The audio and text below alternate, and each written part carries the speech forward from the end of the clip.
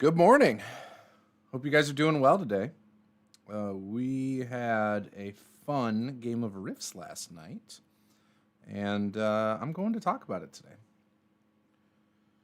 Always have fun getting together with some of my friends and playing some RPGs, and it's basically what we did. We've been planning on playing this for quite a while, and finally got around to doing it. And again, it was a lot of fun.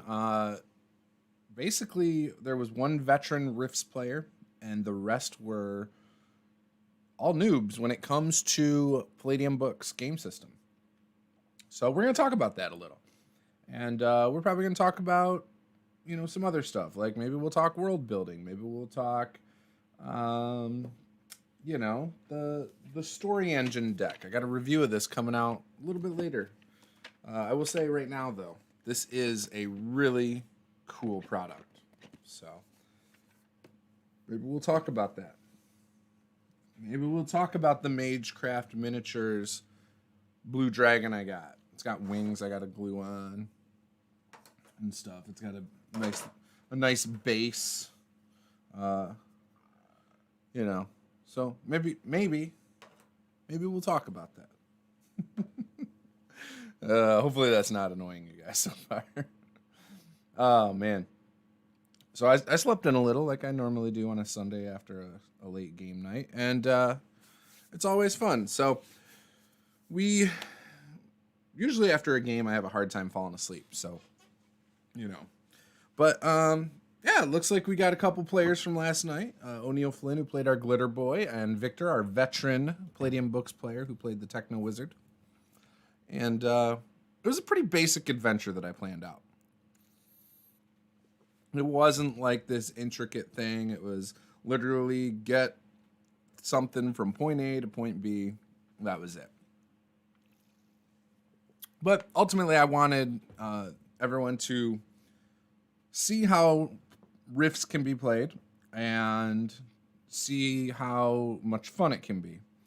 And I hope I got that across. Most of the focus was kind of combat. I tried to let some roleplay breathe, especially early on and stuff.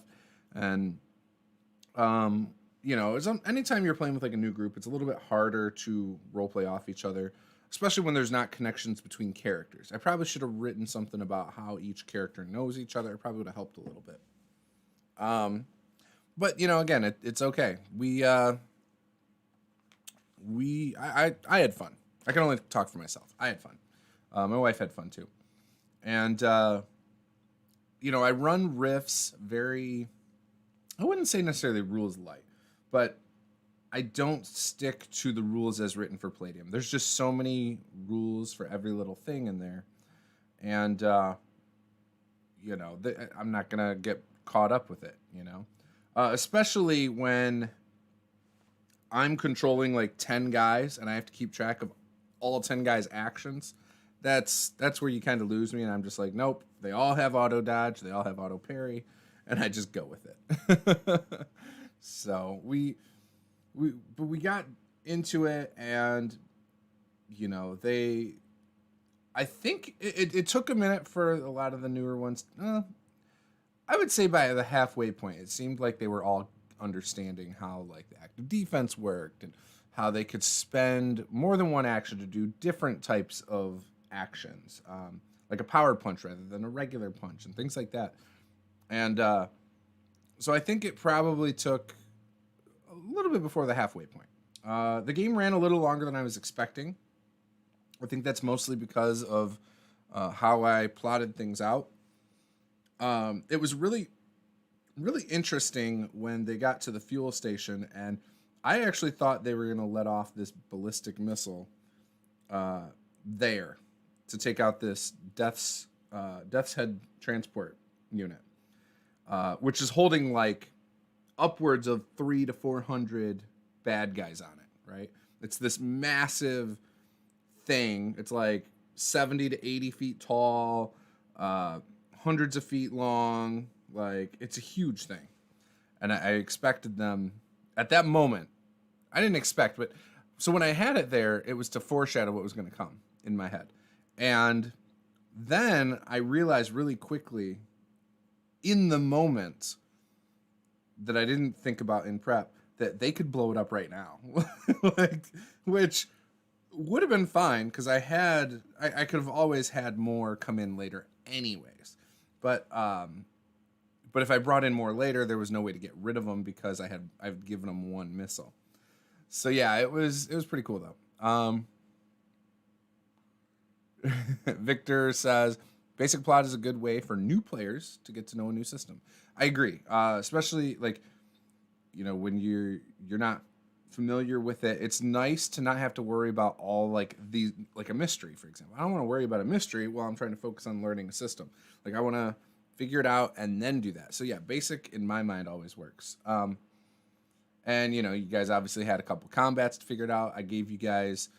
I didn't even look up stats for a harpy or anything. I just literally said 1d6 for a claw attack, 10 MDC, and that's they're magical creatures. They fly, and that was it. I didn't plan anything else out. They had a +2 to strike, +2 to parry, +2 to dodge, like real simple for my harpies. And again, I think that worked out well. They got to see that like SDC weapons don't work against MDC creatures. By the end of the whole session, I think they really understood the difference between an SDC and MDC weapon and damage, and that's such a strong point for the Palladium system. I thought that was important, so I was glad they picked up on that.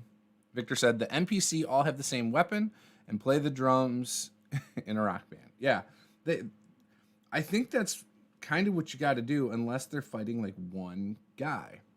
And because of the unpredictability of people's actions and stuff, you can really it's hard to balance things in Palladium, right? So you can't actually try to balance.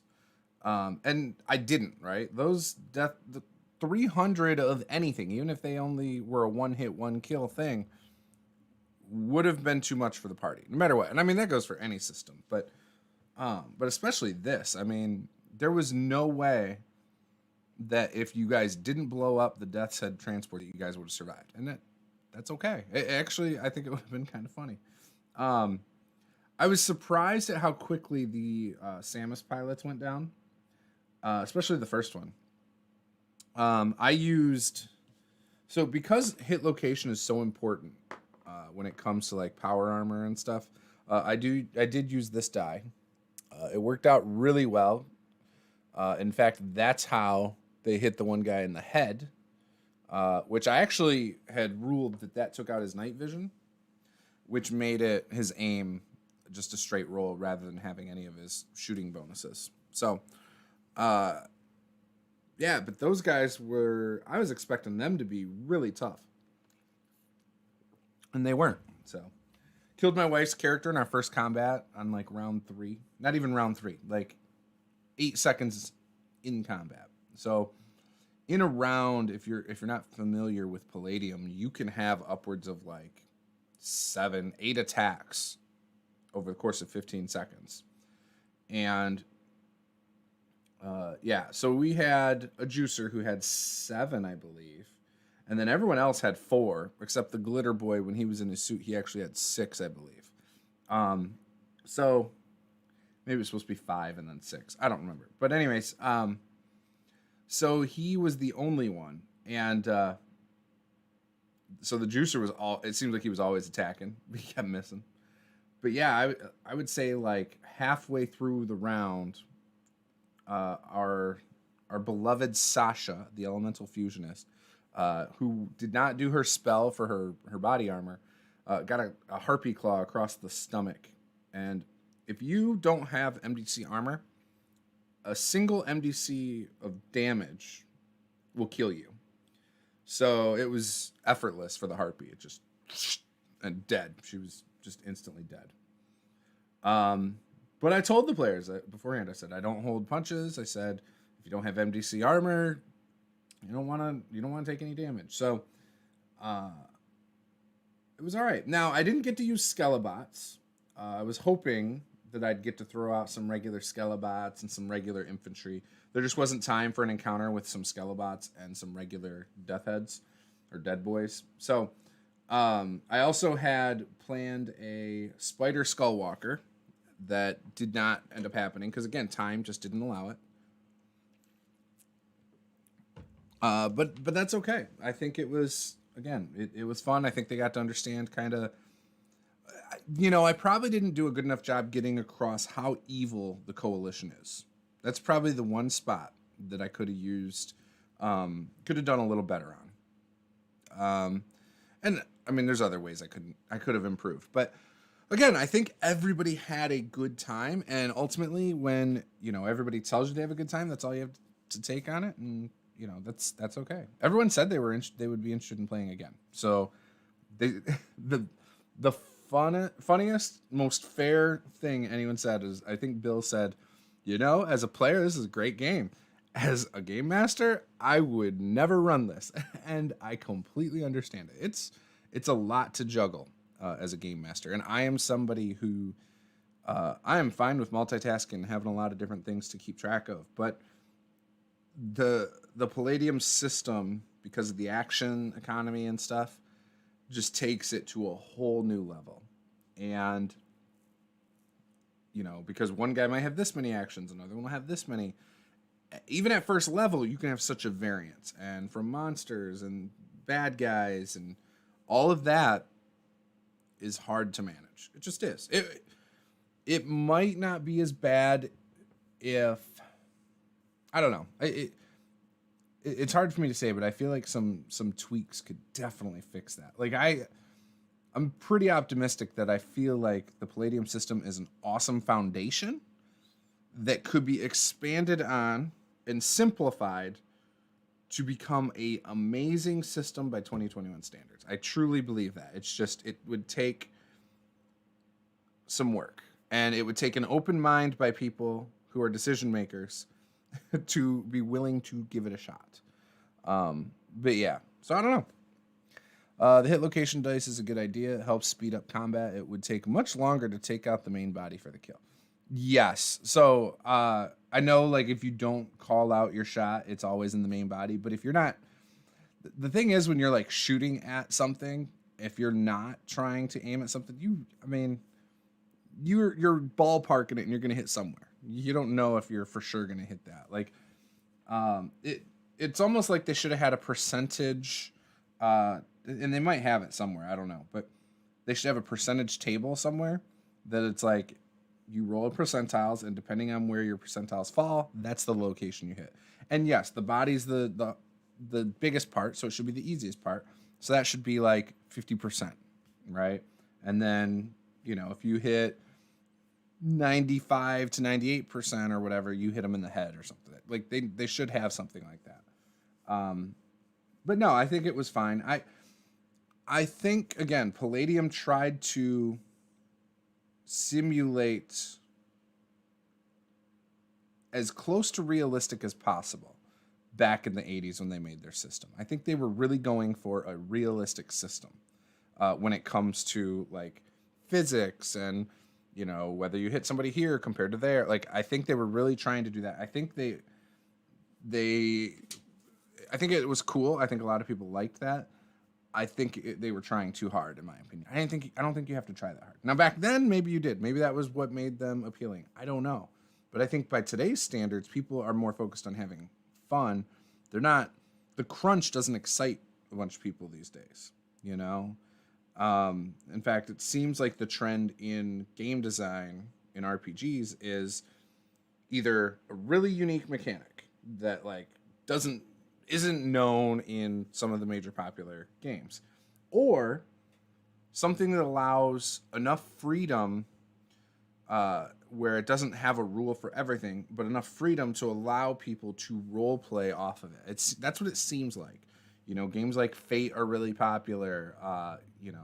People like the percentile of Call of Cthulhu. I mean, you could legit just turn Palladium into a percentage system. But I don't mind the hybrid rules of percentages for skills and a D20 to do your attacks and D20 for defense. I don't mind that.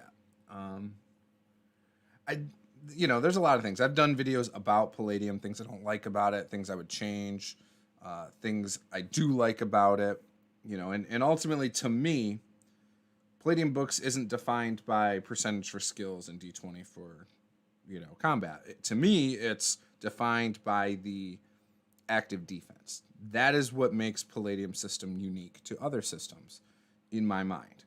And, if they revamped the whole system, which I still think is crucial to seeing future success, then I think the one thing they need to keep is the active defense. That is it. You keep that, I think you're good. Now, the other because Palladium isn't just Rifts, because they have SDC. I don't even think the MDC is really necessary.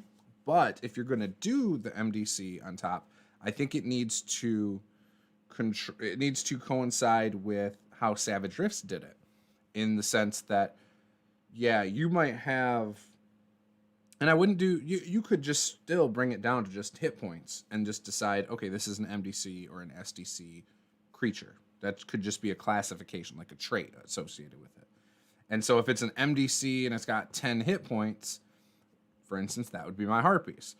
So SDC weapons still will not hurt that creature, but MDC weapons would.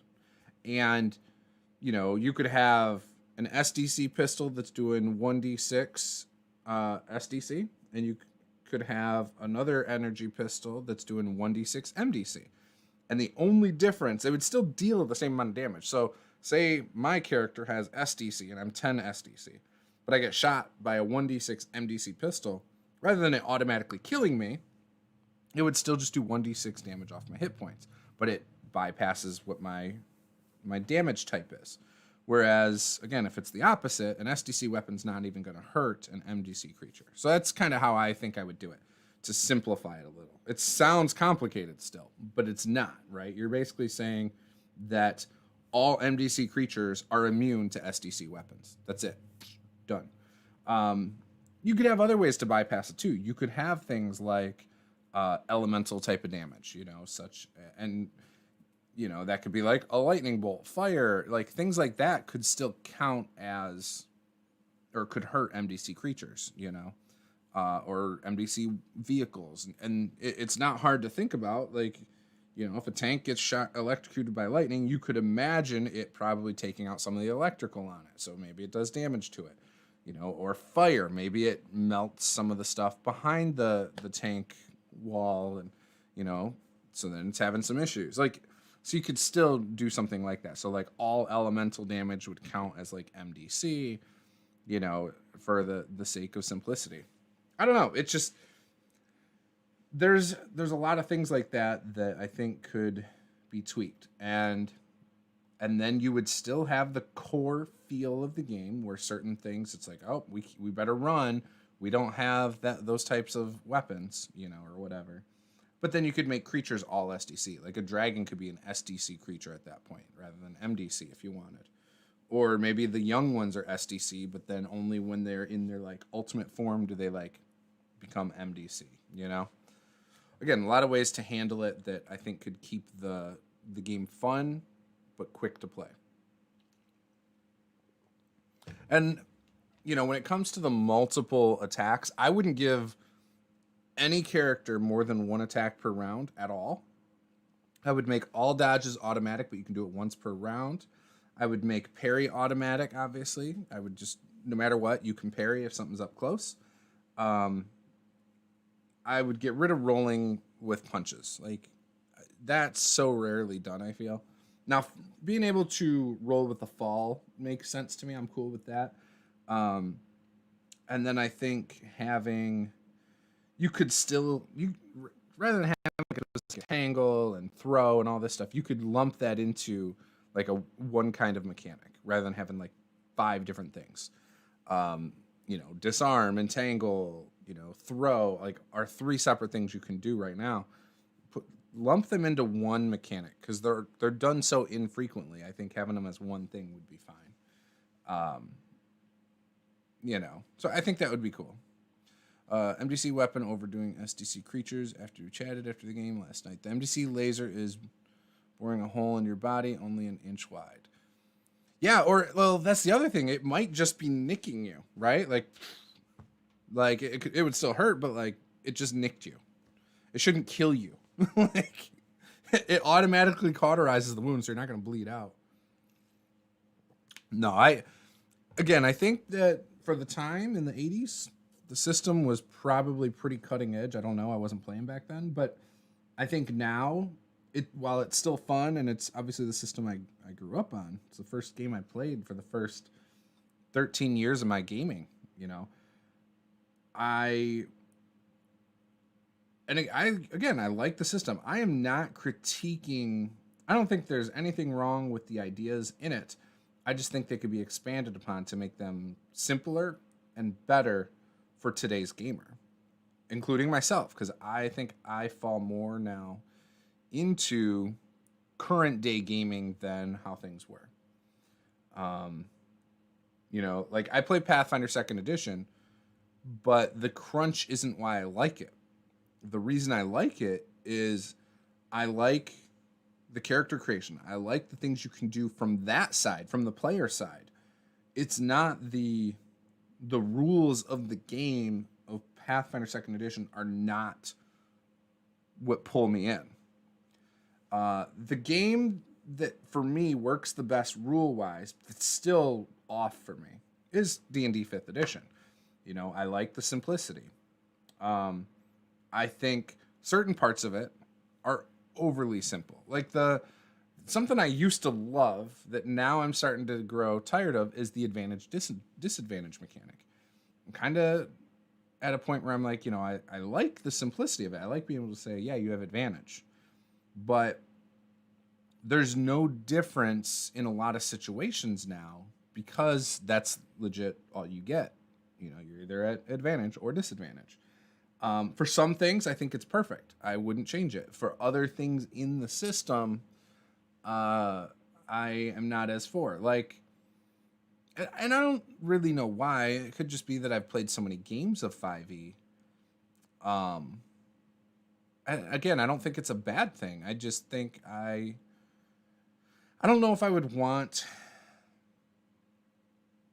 different modifiers to make things harder and easier. I don't know.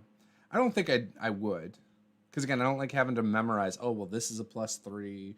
Oh, but this over here is a +2. Like, I don't want to remember a ton of different modifiers either. I really like percentile systems. I really do. But at the same time, I don't know. Like, I love playing Pulp Cthulhu on Thursdays. Lasagna Druid, welcome, buddy. He says, I like Zweihander's crunch. Percentile just clicks for me more like in Call of Cthulhu. I do see why people don't really like crunch, though. So I don't feel like percentile systems are crunchy, though. I mean, being percentile doesn't necessarily mean something is crunchy, I think percentile is as simple as it gets. Like, you can think about anything in percentiles. Like, you can make a baseball game based on percentiles. Like, how often are they going to hit a home run? How often do they, actually make contact with the ball? When they make contact, how many of those are fouls? Like, percentiles are the basics of everything, right? You can make any kind of game based on that, and it can feel realistic because you're working within reality there, right? I think percentile systems at their core are very simple, very easy. Pass or fail, like I think they're good to go. And when you're talking about like Call of Cthulhu having like the hard success and extreme success, or even having a hard failure and an extreme failure, those aren't necessarily in the system, but adding those in, I think would be awesome. I think it could be really cool. Some people would argue it's still really hard to, you still shouldn't have, hang on one second.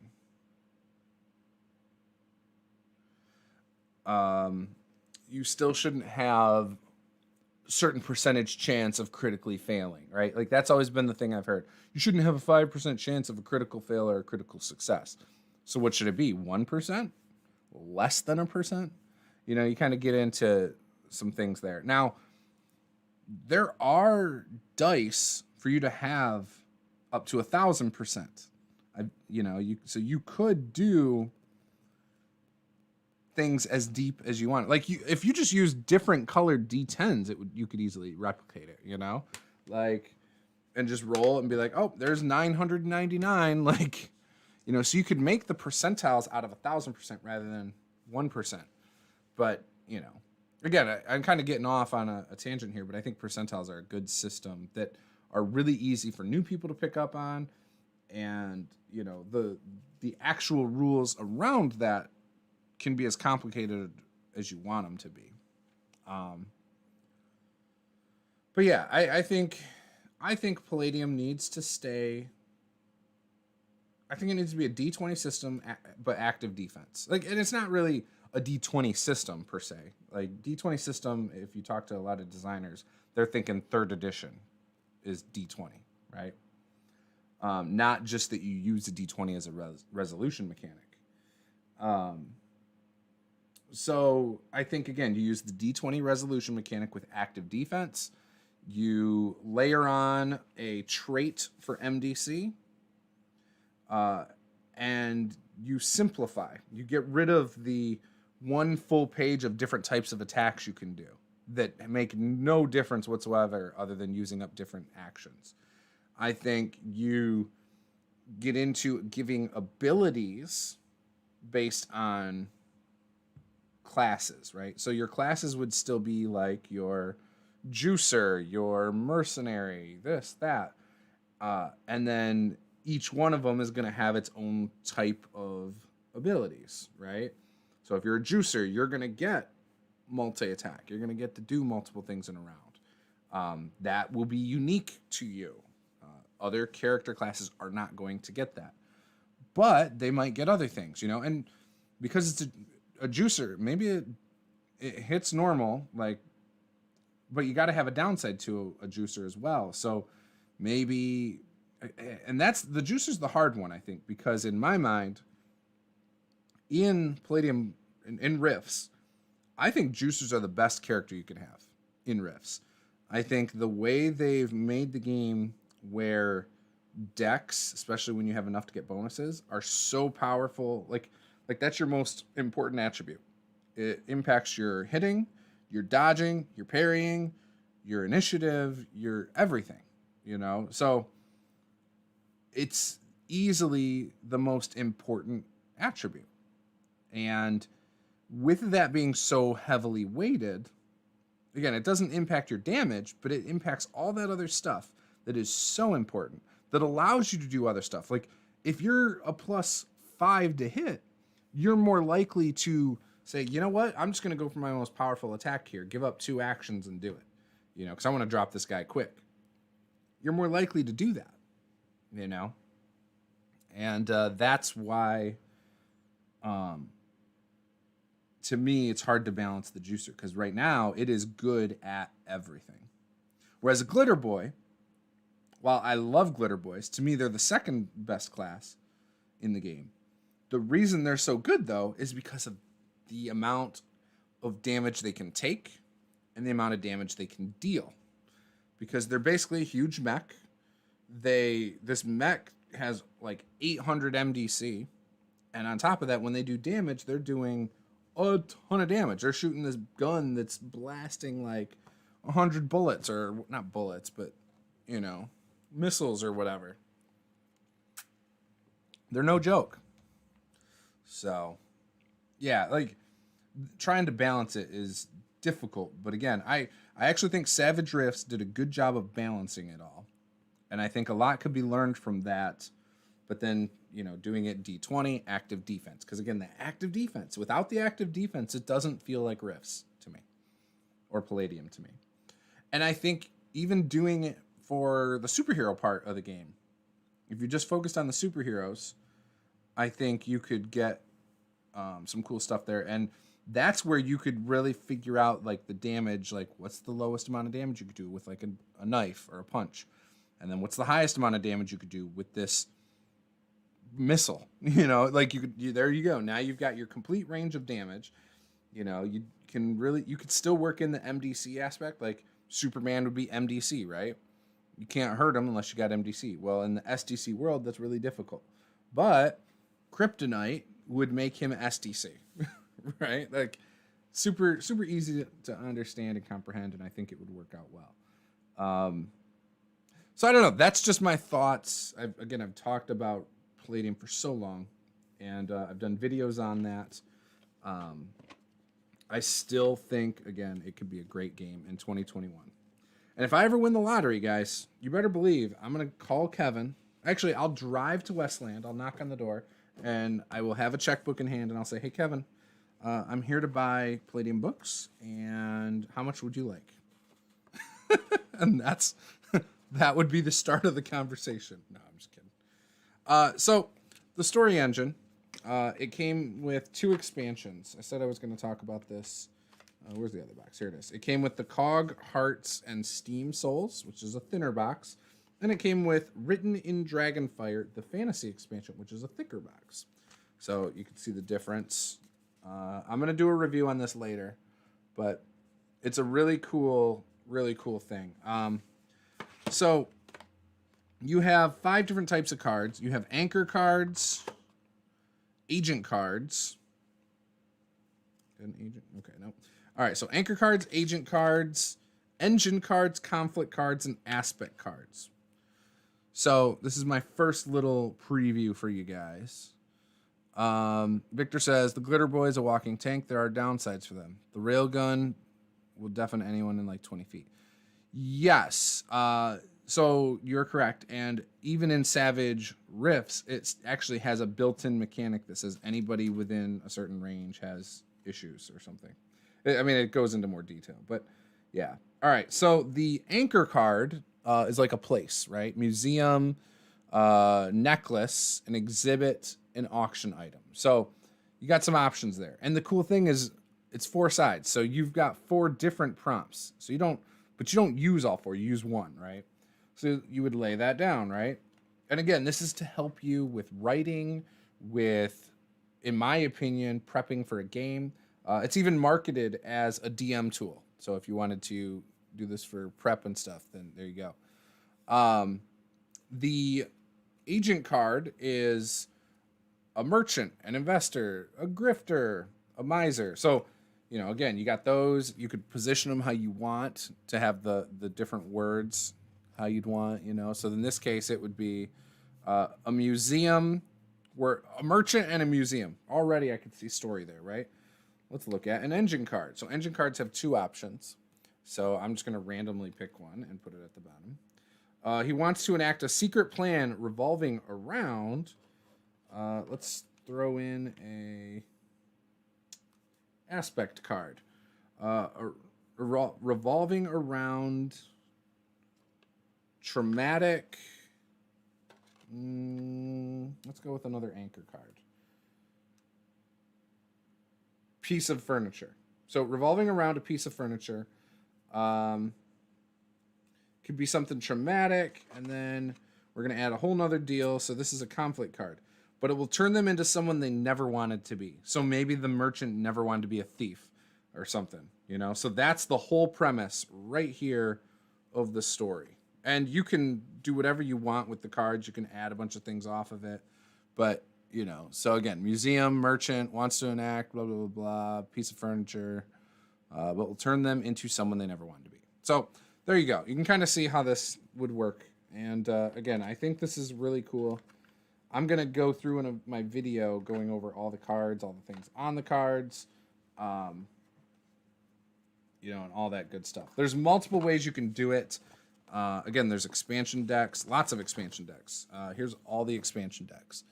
So you got the 3 big ones and the 6 smaller ones. The big ones are Written in Dragonfire, Written in Ash and Bone, and Written in the Light of Strange Worlds. And then the small ones are Dark Crafts and Ancient Horrors, which is interesting as hell. Circuits and Cybernetics, which sounds interesting to me. Wastelands Wanderers. I don't know what this one is. Something Walkers Eternals. And then it's it's a mythology booster. Okay. whatever it is, it's a mythology booster. And then there's a dystopian booster, which I think is Jackboots Chain Link, something like that. So again, it's pretty cool. So again, I've got the fantasy expansion and I've got the steampunk booster. The Eldritch Horror booster sounds cool. The Cybernetics booster. I mean, they all sound cool. And yeah, I think this is an awesome tool to have. Now, again, it's got different ways you can use them in here. It talks about the different types of cards, different ways you can use them, and locking them together. I actually think this might be kind of cool to like even just sit down with like my wife and be like, hey, let's just play around with these and see what we can come up with. You know, but it's got more here, how to do it. Complex prompt, a soul divided. This one's kind of interesting because it's like how you would tie a story together, maybe. Like, oh, if it's a whole like campaign, you don't have to do it in sequential order, so you could like be like, oh, here's a thing, you know. I would not use this for all of my prep. I would only use it for different aspects of my prep. Is that it? I guess that's it. All right, so then there's this page, and then you can write your own how you use them notes here. So, which is kind of cool. A multiplayer prompt, competitive storytelling, collaborative storytelling, modifying prompt patterns, multiplayer prompt, comparative storytelling. Oh, that would be interesting. Like you set everything up and then you each do like a one-page story about it. That would actually be a lot of fun. I like writing. I took creative writing in college, and I've always thought it was a lot of fun. My issue is I have very little self-confidence when it comes to writing. I've never felt like I was good at it. And so it's the confidence aspect is what I need to work on, because I've written a bunch of things that I would like to, you know, put out there just for the heck of it, but I am very self-conscious. You know, my blog is not a good indicator because I'll write a blog post, but I won't edit it. I'll just post it rather than editing it. And so it always comes across as repetitive and just not a high quality of writing. So O'Neill Flynn says, but it's still cool to shoot off that railgun. Oh my gosh, yeah. So the railgun, again, I think it's awesome. Absolutely awesome. I'm hearing it is a good way to get over writer block or last minute adventure. Yeah, like that's exactly what it would be good for. When I took creative writing, one of the things we used to do at the start of every class is he would tell us to get our pencils and paper out and just start writing.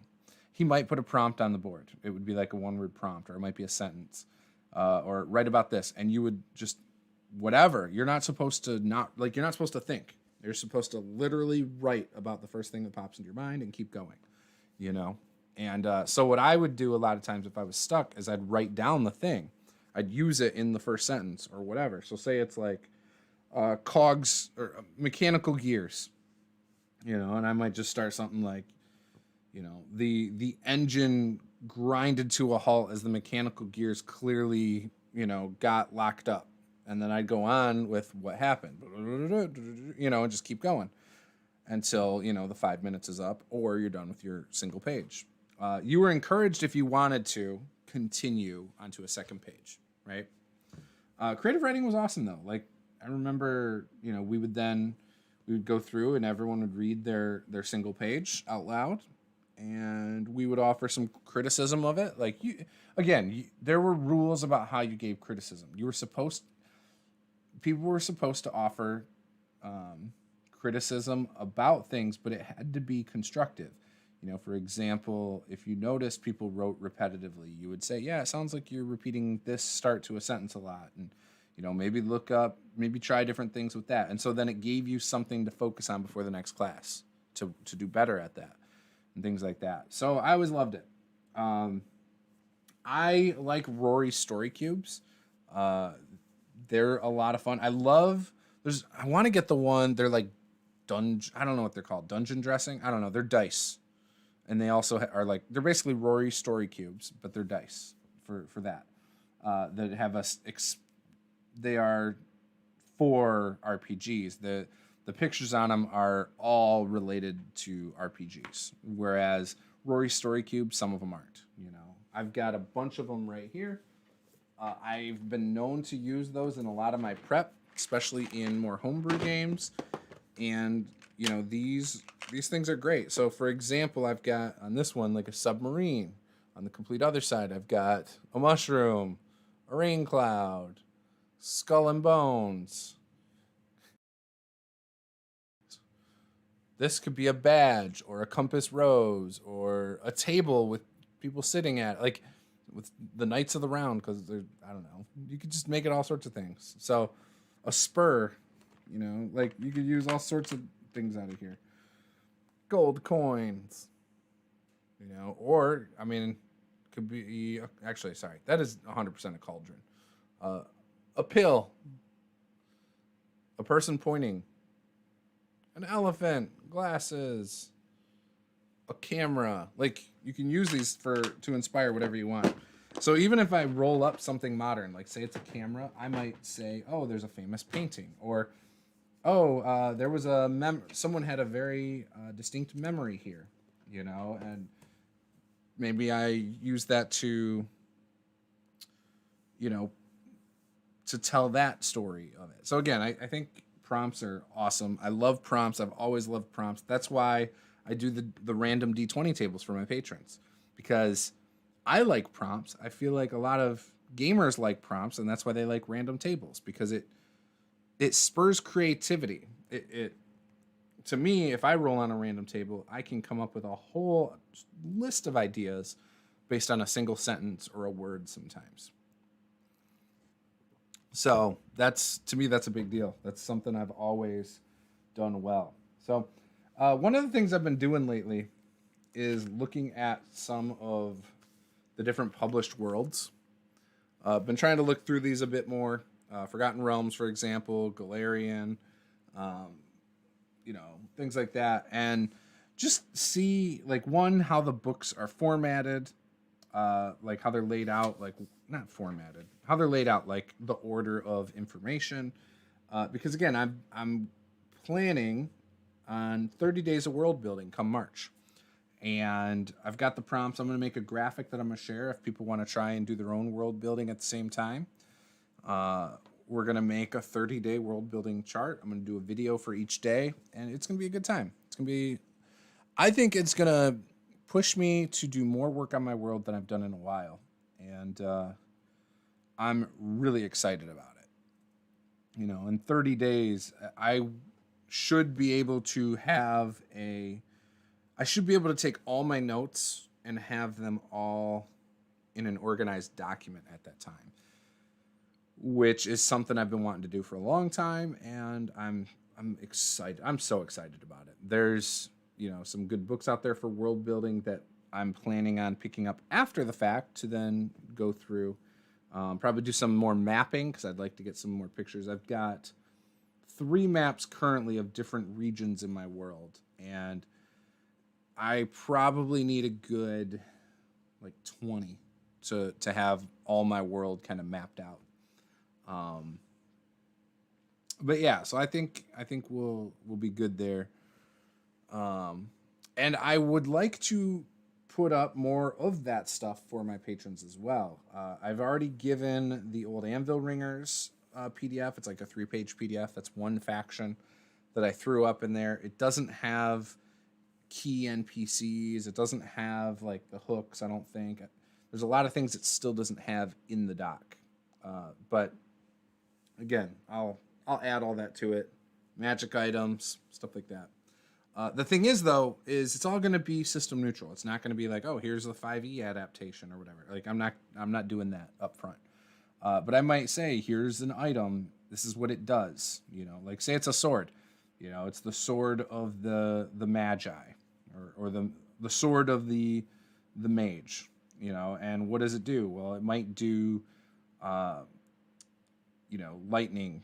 It does some sort of lightning damage when the user chooses to use it, but it's it takes a day. You can do it once every couple days or something, or infrequently or something. I don't know how I'm gonna write it, but you know what I'm saying.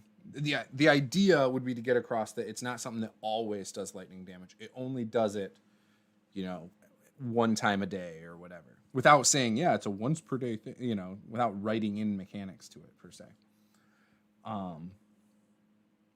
So anyways, I just think that would be cool to get that stuff out for you guys and to get some feedback on it, So we'll be doing more of that this week. I should probably get into our streams this week. We've got our Beck Me game on Tuesday. That's going to be a ton of fun. We've entered the Caves of Chaos region. We have not gone into a cave yet. We've already killed like an ogre. We've already killed some kobolds. We've killed all sorts of stuff, and we keep retreating to the tree line. But that's been a lot of fun. And Victor says, the sword of the banker. The sword will tell the user the credit rating of the person being attacked. Oh my gosh. See, that would be fun, especially in a modern day setting. But no, I think we're going to have a ton of fun on Back Me. We always have fun, and people seem to really love that game. If you're into old school D&D, you'll like that. Paula's new character, so she's got a new character, and this character just emits being a badass. Like, I loved her description of her character and last time. So I'm excited to see how her character does. I hope it doesn't die. I hope she doesn't play it as a character that's going to die. I hope she's still cautious with it. Oh, excuse me.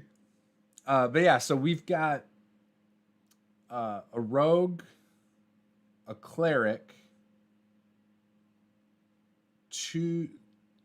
3 fighters now, I think. Or I don't know if Draven's character died and he's on his magic user yet.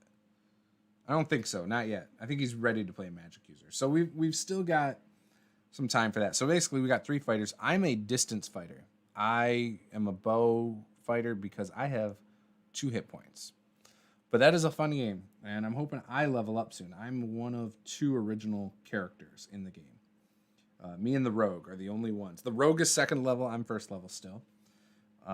Feels like, we've been battling things for a while at this point. But, yeah, hopefully I level soon because I need those hit points. Wednesday, we're not doing mini painting for a while. Mini painting is on hold until Paula passes her exam and gets her certification. Once she does that, we will pick up on miniature painting again. I think we will have her paint this. She wants to. She's worried I'm going to screw it up. She's probably right. So I will probably have her paint this, and I will just show her exactly how I want my blue dragon painted. It's so awesome. Like, so awesome. Big old tail. This is my favorite type of dragon. The blue dragon with the large horn on the head like that. It's my favorite. So I'm extremely excited about that. And it'll look good up on top of the shelf, right? But yeah, then Thursday is Pulp Cthulhu. We blew up a hospital, I think, last session. It's weird. I'm a little fuzzy on what happened last session, but I think, blew up a hospital. And then we flew off somewhere and then got involved in like a gunfight in an alley or something. I believe my character shot a couple police officers in the game. So, it got a little crazy.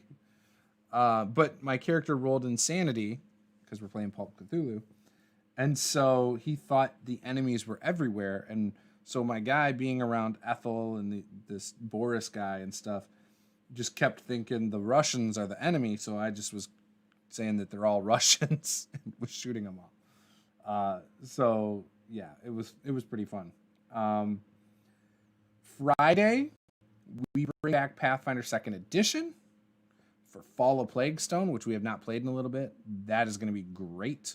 And then Saturday, isn't that this week? That's this week. And then Saturday is Descent into Avernus. And last time our characters almost died. It was great. we had the combat in the last Descent into Avernus game. It was dragging a little bit, and then our our paladin nuked himself in an attempt to take out all the bad guys, and did take out all the bad guys, and didn't die. I don't think he died. I think he was revived by the players. It was fantastic, but they've blown their resources. They're in need of a long rest, and I don't think there's a spot where they're going to get it. So we'll see, but that is shaping up to be a awesome set of scenes there. So yeah, we'll see. Victor says that is okay. The hospital only had sick people in there. No, we evacuated the hospital. We evacuated it first. Tried to get the patient zero in this nuke because we were what were we? We called it sanitizing the place. Oh, it was wild. It was absolutely wild. But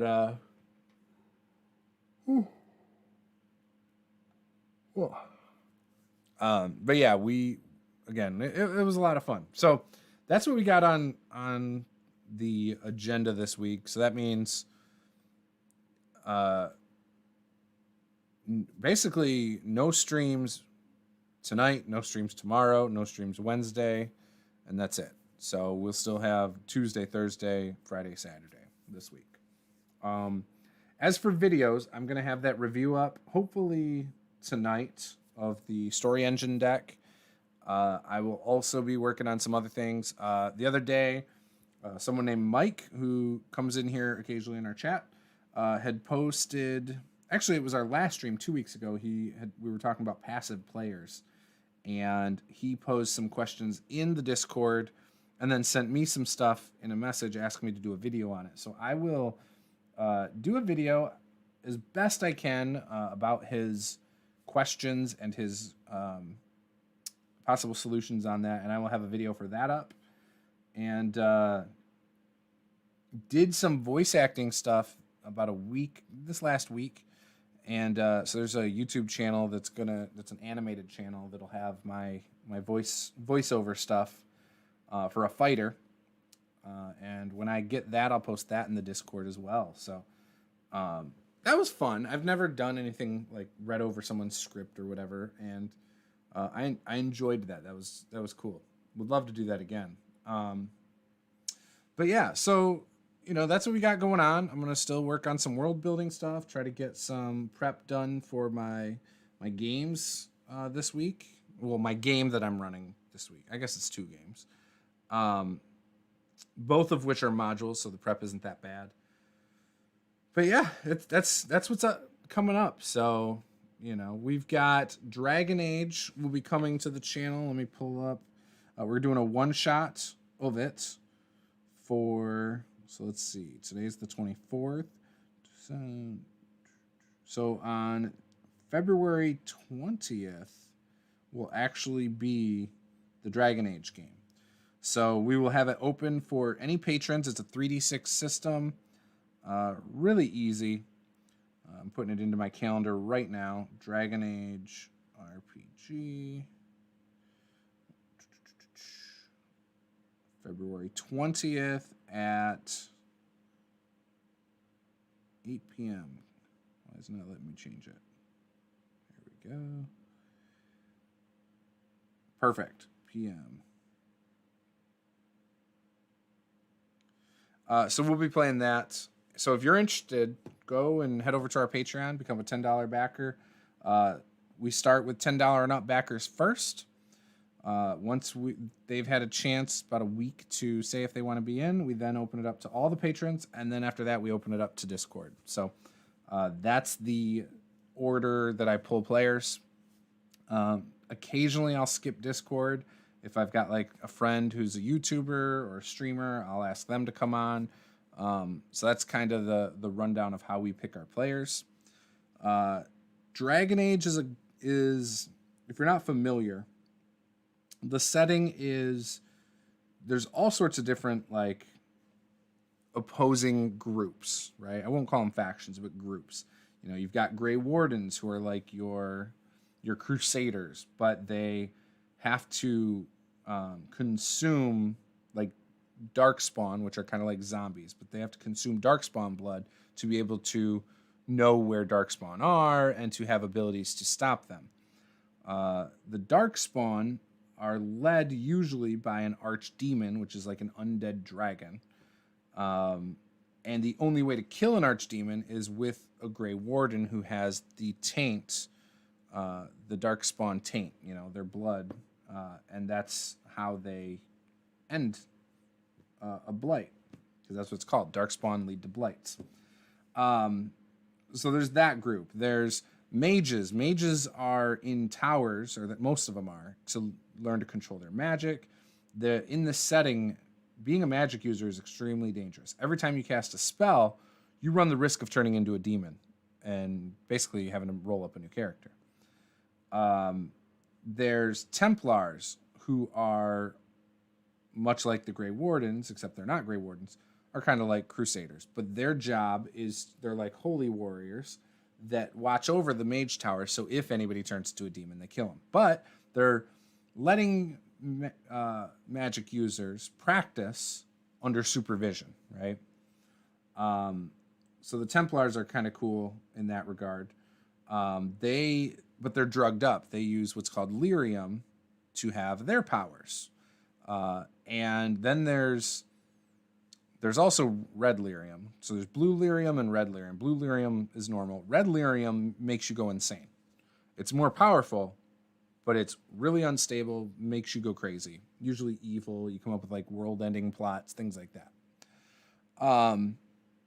There's all those. There's the Antivan Crows, who are a bunch of assassins, and you have the Kunari, who are kind of like tieflings that don't like magic. However, they have a group within their group that are magic users who have their horns cut off and things like that. So, you know, they kind of, you know, they're basically just kind of like anti-magic users. But the Kunari worship the Kun, which is kind of like a war, like a religion about like world dominance kind of thing, or taking over and establishing your dominance or whatever. Survival of the fittest kind of deal. So they're cool though. I kind of like them.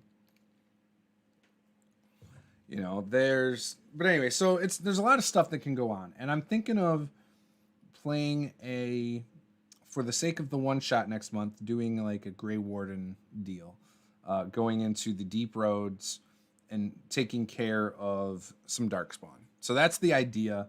But I'm going to make pre-gens for that, just like I did for the Rifts game.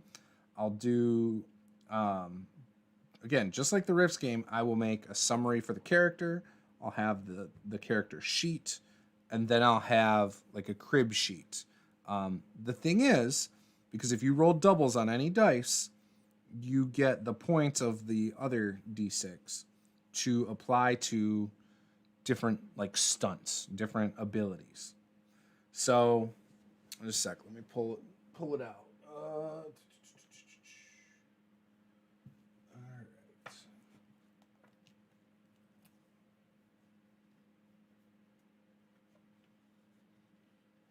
Here we are. So, yeah, they're called stunts. So, depending on what you're doing... Oh, yeah, I forgot. I got an initiative tracker, too. Interesting. Depending on what you're doing. So, I got two. You know, obviously, if you're playing in person, you have one for the GM and one for the players. But depending on what you're doing. So, say you're just traveling and you do, like, a wilderness check of some sort. And you roll doubles.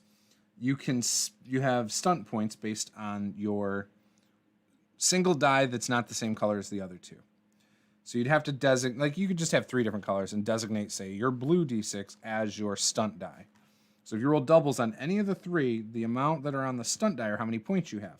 So for exploration stunts, they have 1 to 4 points you can spend. And there's 8 different options.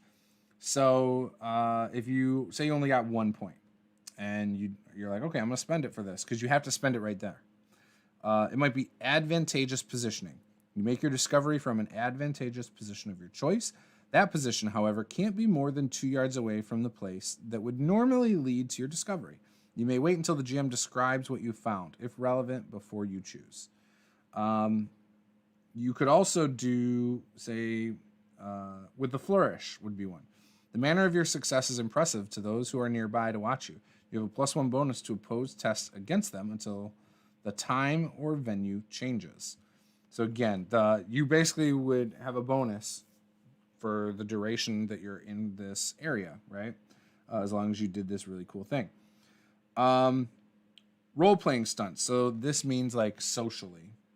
So stunned silence. You are so impressive that you leave all those who witness your display completely dumbfounded and unable to speak for at least a full round. Outside combat, this lasts, at the very least, long enough for your character to begin to do something else. Again, so there's some interesting things here. Combat stunts, you might do Mighty Blow. You inflict an extra 1d6 damage on your attack. So again, I'm going to have to put these in there as well into the crib sheet. But I think it's worth it. I think there's some cool stuff. There's spell stunts too. So you could do fast casting. You could do a mighty spell, which gives you an extra d6 of damage. Yeah, so anyways, it's a fun little game that I've been wanting to try for a long time. And I think it'll be a lot of fun to play. And I think we've got some cool people to play with. You know, if the normals, the ones that I've had played with before, want to play, I think we'll have a good group again. So, you know, basically it would be a dungeon crawl is what it would be. And, you know, the idea is, yeah, you've arrived at the deep roads, ready to go and fight the dark spawn, you know, and then we'd just go through and fight dark spawn. You know, that's what I'm thinking. So I'm sure I'll add to the story side of it more before we play, but yeah, the idea is to try a new system, you know, and so we'll do that, and then we will probably do Star Wars in March, which will be about 4 weeks after the 20th, and then after that, I think we decided to do Pathfinder 2nd Edition in April, and then in May would be D&D 5e, and so we're at June before we have to decide another game, which would probably be another Palladium game. I think we've been talking about doing that again. So that's what's going on. That's what's coming up. Again, we've got 30-day world building in about less than a month and a half. That I think would be a good time. You know, we're bringing it all. We're bringing it all. So hopefully you guys are excited, just like I am. Be sure. I'm going to end the stream now, but be sure to subscribe if you're not a subscriber yet. Give us a like, and you know, we'll see you next time. This is Master of the Game. I am Juice. Game on.